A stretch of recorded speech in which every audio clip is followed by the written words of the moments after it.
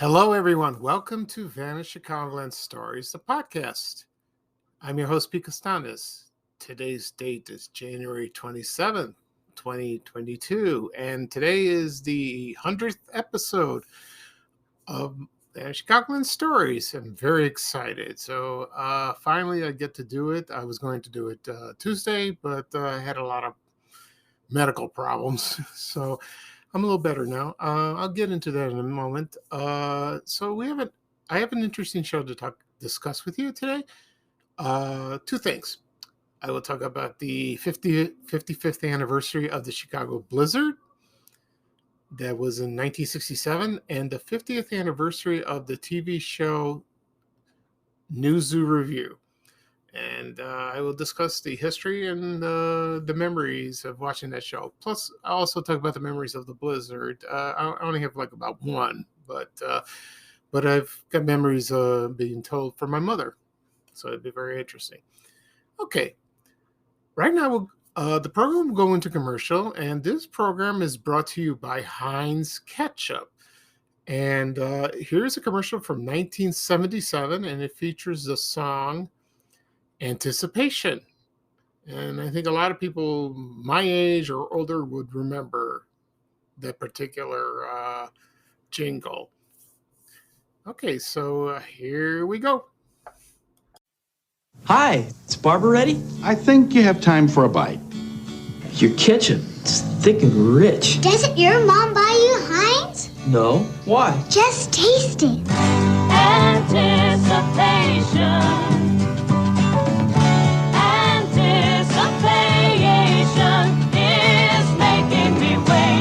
Sorry you had to wait. I'm not. Thick, rich Heinz ketchup. The taste that's worth the wait.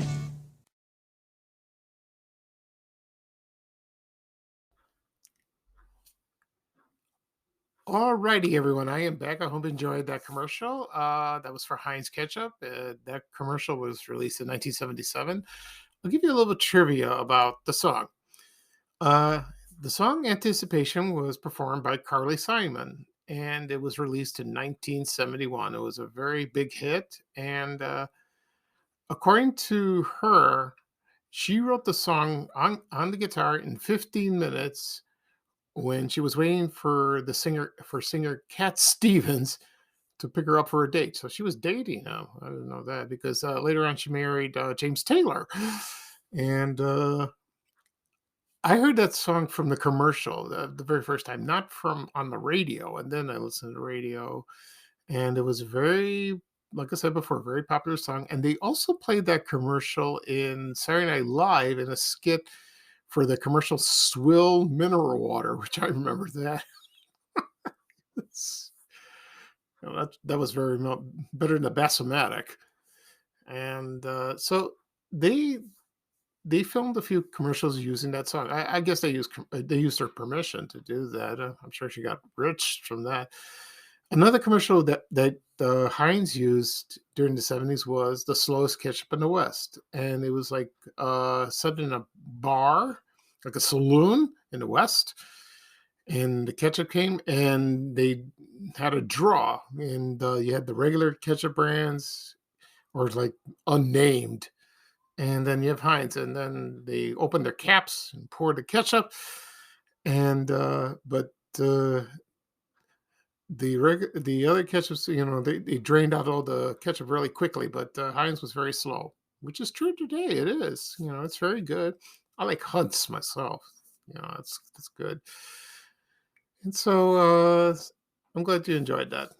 Okay, and then so before I get started with the show, I'm going to talk about a couple things, about my health. So I had a swelling on my leg. That was last week. That was caused by edema or edema. I get for it. The doctor told me just to raise my leg and let the fluid come out.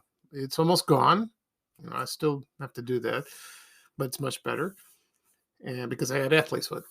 Then over the weekend, my blood pressure went sky high, and I had to go to urgent care. And part of it was anxiety or like that. I was almost going to go to the hospital, but the nurse over there suggested just call your provider. And I did. I called Monday and spoke to the doctor's office, and then they got me back in about a couple hours. And the doctor prescribed me another blood uh, blood pressure medication. I had to wait 2 days for it to pick it up because Osco, the pharmacy, it was out of stock. So, and I felt like crap, a couple of days. Luckily, I picked it up Wednesday and I took it. It's my second day taking it. I feel a little woozy because that's what happens when you take the first time. We'll see how I feel, and then I will see the doctor on next a week from today. Second thing happened. Monday, I was eating dinner and I heard a crack when I was eating a piece of bread, and I cracked my tooth. It's on the back. So I didn't eat anything, after that. I was very scared, very scared. So the next day I called my dentist. He was gonna. Well, they told me to come in tomorrow, but it was hurting a little bit, and then so they put me on hold and told me, "Yeah, come on in." So I went in and they removed part of the tooth, but he could not extract the rest of it because it was too deep. It was not. He doesn't do that. You have to go to an oral surgeon, which he has a friend. So he moved the part of the tooth. Then I went home, made an appointment for the oral surgeon, and I will go in 2 weeks. The funny thing is that tooth was not cracked; it was fractured. So that was it was a bad fracture. I still have part of it. So it doesn't hurt everything. So I had a lot of bad luck, health wise, but so far I'm doing okay. Okay. Okay, right now let's go on with the show. Today I will talk about two things: the 55th anniversary of the Chicago Blizzard of 1967, and the second thing will be the 50th anniversary of the TV show News or Review. So we'll start with the Blizzard. Uh, I wrote a little story 5 years ago on Facebook, on my Facebook page. It was Chicago Extinct Businesses at the time, but now it's Fan Chicagoland. Also wrote it on my blog. You can find it on fanchicagoland.blog. If you do a search, you do Blizzard in the search box. And so I wrote a short story, and I talked about the Blizzard. And well, I won't read word for word, but this is what happened. We lived in the South Shore neighborhood. That's on the south side, and we lived in an apartment, and it was my parents, me, my brother. He was the middle, and my mom was pregnant with my younger brother. Anyway, so that snow. This is a funny thing. The blizzard started about 5 o'clock in the morning. Around 4 or 5, like that. And it started on January 26, 1967. It did not stop till January 27th, the next day, around 10 o'clock in the morning. And it fell continuously. It was like a machine. It would not stop. And it fell. The official count was 23 inches. Some people claim it's 20, probably more, but it isn't true. It was 23. According to the weatherman, John Coleman, if people remember him, he was on Channel 7. He was the only one who was accurate about this event, according to sources. I very enjoyed watching him. He was funny.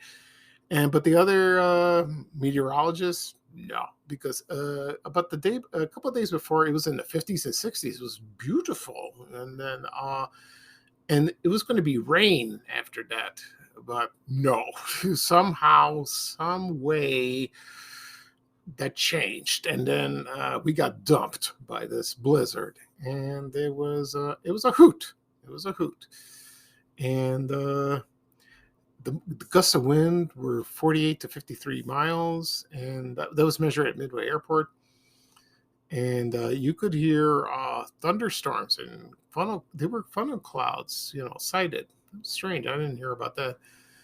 And So they had snow plows, and 2,500 workers at the time had that. And then they had snow plows and other snow removal equipment sent from other states, Iowa, Wisconsin, and Michigan. And so most of the people stay home, and other people got stranded in their cars, in the buses. So if they were on the bus, they had to get out and they walked. They couldn't get a ride from anybody. That was out of the question.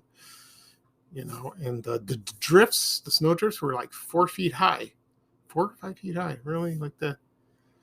But it took 3 weeks for the city of Chicago to plow all the streets because it wasn't warm at the time. It was too cold like that.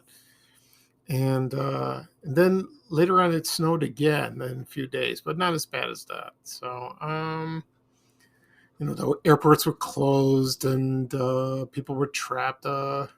26 people died in the blizzard. And some died from heart attacks due to shoveling snow. I don't believe they had snowblowers then. No, I don't think so. That came in the 70s. And then after that weekend, it snowed 4 more inches. And then on February 1st, the following Sunday, it dumped another 8 inches.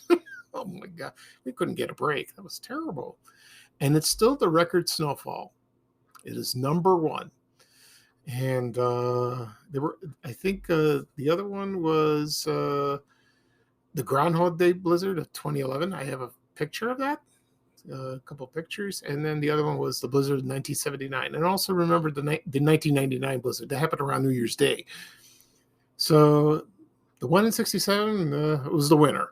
That was the winner. And it was called a Category 5 storm. Oh boy. What a crazy event. Anyway, my memory, here's my memory of the blizzard. We lived on Colfax Avenue in South Shore. And all I remember is looking out the window and there was whiteness, in total white. It's like looking at a marshmallow. You couldn't see anything. My younger brother didn't remember. He was about 2, so he was very young. And my father called. He was working at the Hilton Hotel downtown, and they offered him, because he was a waiter, he was a room service. They offered him to stay overnight, but my father said no. My wife is pregnant and very worried, so I'm going to go home. Luckily, the ice, it's called the Illinois Central train. Now it's Metro. It was 1 block away from the apartment building, and it was running. So he took it, and he said, no, I'm going to take it. So luckily, my father did. My mom was scared to death. She really was. And so he came home. He came home about 1 o'clock in the morning to check on us, and we're fine. And then the next day, he went back to work. And that's when the snow ended. So, and then my mother told me that she couldn't use the laundry room in the apartment building. You could go inside. I don't know why, but usually she goes out on the front porch to go to use the laundry room. But it was scheduled. But the porch was full of heavy snow, and she was afraid like it would, fall. So she said no. So she washed our clothes and diapers in a big tub, right in the bathtub. She took a tub, like a portable tub, and put it in the bathtub, and she washed our diapers. She did that for days, and we had enough food for a while, but my uncle owned a grocery store on the corner of 75th and Colfax. And before my dad went to work, he got all the necessities: bread, milk, eggs, cereal, for food for us. And there was also a Hi-Lo's store, if people remember that. That was it was on 75th near Exchange, and there was a Walgreens on the corner. So they were open. Thank God they were open. And my mom didn't leave the house for about a week. I mean, she went outside, but she didn't go anywhere because, my dad did the shoppings for a while. And then once the snow sort of cleared out, everything got fine. But thank goodness we weren't sick. And she was scared to death. She was very scared, She lived in Greece, but they didn't. She never witnessed snow like that. And but the first time she saw the blizzard, and it was she was frightened, but she liked it. It's something you don't forget. People will never forget where they were when it happened. you know, she had a friend of hers. Her son was trapped in a store, and they couldn't get out, and so they had to rely on all the food that was in stock. The only thing that was left was like a candy bars, and they ate that. So it was funny. So I posted a video. I made a video about 5 years ago. It was for the 50th anniversary of the blizzard. I edited it a little bit and I posted it on my social media accounts for 55th, and it showed newspaper ads of businesses that were in business during that blizzard. Like, for example, Marshall Fields, National Foods, A&P, Hillman's, Carson's, you name it. It was very favorable. People love the video, but a couple people think, now this is not about the blizzard, it's about newspaper ads, but this is what it's about. This is the businesses that were there. If people take it the wrong way, I ignored it. That's only about 2% that complained. Also, I have the gallery, so I show all the ads. I posted that yesterday, and you could see clearly, so you don't have to watch the video. And it brought a lot of memories to people. They loved it. They really did.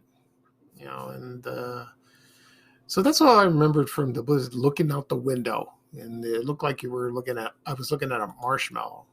That's how it was. Okay. That's all for the blizzard. And next up, I'm going to talk about the 50th anniversary of the TV show News Revue. And I'll give you a brief history of that. The show premiered January 24th, 1972, and ended 1977. There were about close to 200 episodes, I think, like that. And I remember watching, it premiered on Channel 9, WGN, but then it moved to Channel 32 for years. Then they showed it on Saturday mornings on Channel 5.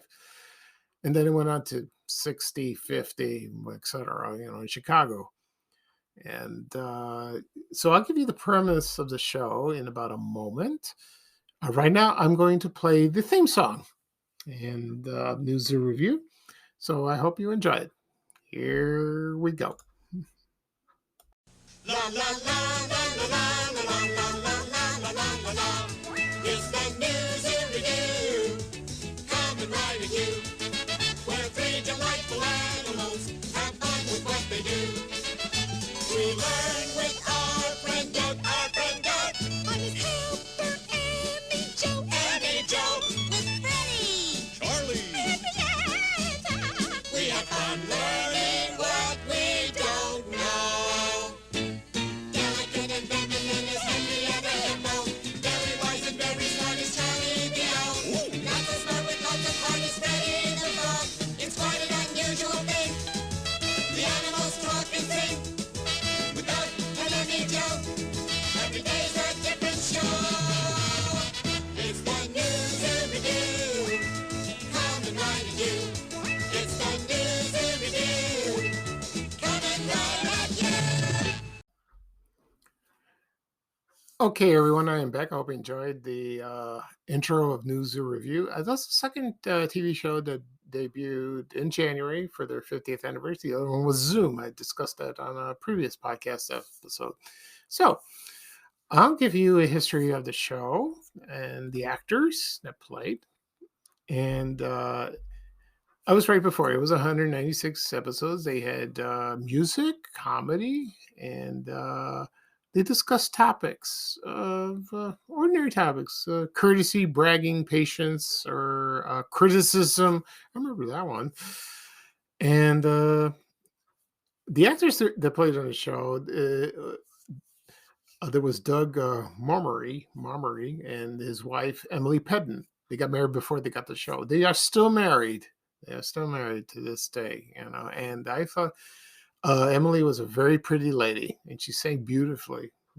I'm surprised she didn't have a career. She would have been famous, very famous. And the show featured puppet characters, full bodied. Freddie the Frog, Henrietta Hippo, and Charlie the Owl. I think Freddie had a girlfriend. I think he did, but I don't remember her name. I think maybe it was Frederica. I think it's her name.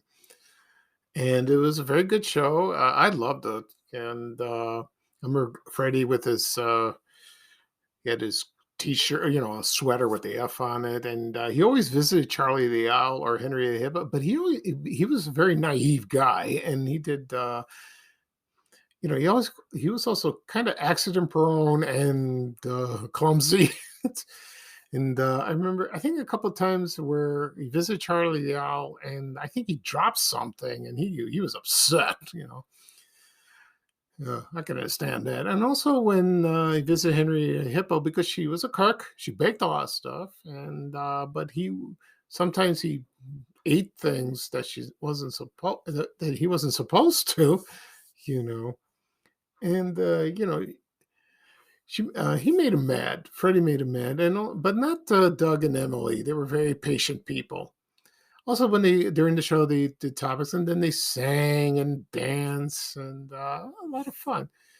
And there were a couple actors, other actors that played in the show. They were recurring. Uh, there was uh, there was a man called Mr. Dingle. He was a elderly postman, and he was a jack of all trades. And that was played by Chuck Woolery, who hosted the first Wheel of Fortune, and of course, Love Connection. Everyone remembers that. Then the other one was Mrs. Goodbye, played by Fran Ryan. She was a nosy neighbor. She visited all the time. She just poke her nose where she didn't belong, and she was the advice columnist for the All New Zoo Gazette. I remember that, and there were actors that appeared. And then, so the funny thing, Richard Dawson was in the show. Jim Backus from Gilligan's Island, Mr. Magoo, Henry Mancini, June Lockhart from Lost in Space, from Lassie, and of course Joanne Worley from Laugh-In. She made a guest appearance, so that was fun. That was very interesting. And the show went off the air in 1977, but reruns continued. And it continued for years and years. And you can buy the series on DVD. I believe you can if you do a search on eBay or Amazon, if you are interested in that. Or you can view a few episodes on YouTube. You do that. There's also a video of some outtakes, and it's very naughty.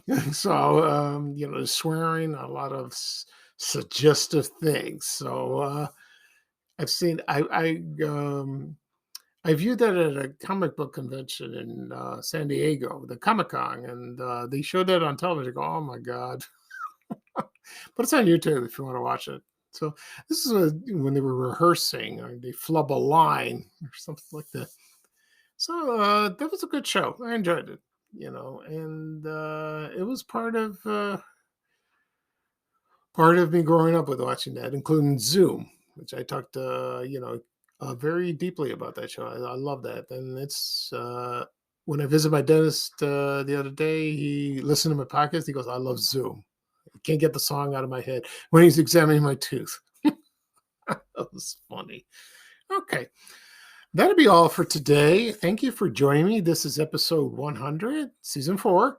The last show of the season. We're going to start season 5 maybe Saturday or Sunday. It'll be 101. Can't believe I reached that. And I'm very pleased. So thank you, everyone, for your support and listening to me. I'm still nervous, but, this is the real me talking. I'm not a journalist. I'm not an actor. I am myself. And I use my knowledge. I have a great thirst of knowledge, and I remember a lot of things. And that's what makes the podcast very interesting. It really does. Okay, so thank you for listening to me, and everyone have a good day.